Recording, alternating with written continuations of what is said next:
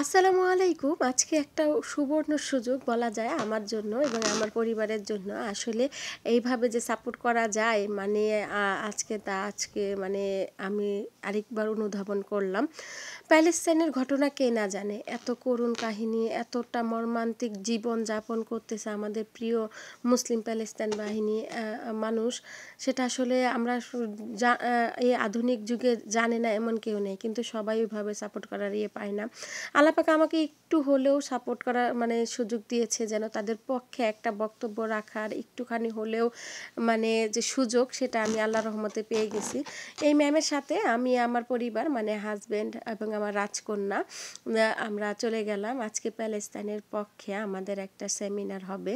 সেখানে আমরা আর কি গতানুগতিকভাবেই যেখানে সব সেমিনারগুলো হয় আপনারা একটু শোনেন আমরা যাওয়ার পর কি করেছিলাম।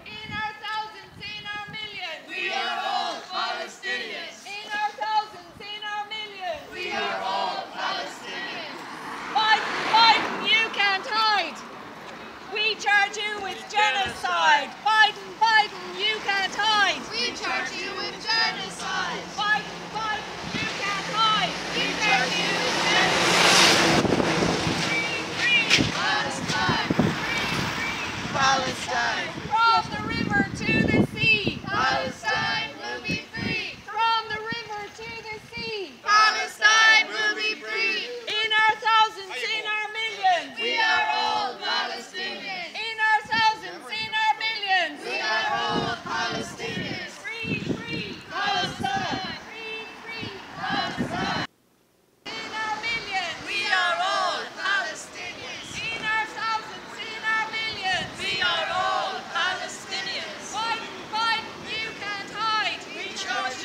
Genocide. Biden, Biden, you can't hide. We charge you with genocide. Von der Leyen, you can't hide. We charge you with genocide. Von der Leyen, you can't hide. We charge you with genocide. ঠিক এইভাবেও যে মানুষকে support করা যায়, ভালোবাসা যায়।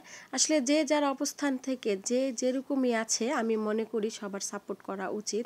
সবার একটু হলেও মানুষের মানে আমাদের এই যে মুসলিমদের ওপর এতটা অত্যাচার হচ্ছে তারই বিপক্ষে একটু হলেও মানে যেন রুখে দাঁড়ানো যায় সেই বিষয়টা সবার মাথায় রাখা উচিত। আমরা আসলে অনেক কিছু করে ফেলছি তা বলবো না, কিন্তু যতটুকু করেছি একটু হলেও না করার দল থেকে নিজেদের সরিয়ে আনতে পেরেছি একটু হলেও মনের মধ্যে লাগে। তা আমি মনে করি এই কাজটা আমার মানে মনটাকে খুবই প্রফুল্ল করে দিয়েছে। আর এতটা নির্মম অত্যাচারের বিরুদ্ধে একটু হলেও মানুষ রুখে দাঁড়াতে পারছে। এরা বিধর্মী মানুষ, এরা যদি পারে আমরা তো মুসলমান, আমরা কেন পাশে দাঁড়াই না আমাদের এই প্যালেস্টাইন বাহিনীর মানুষের পক্ষে?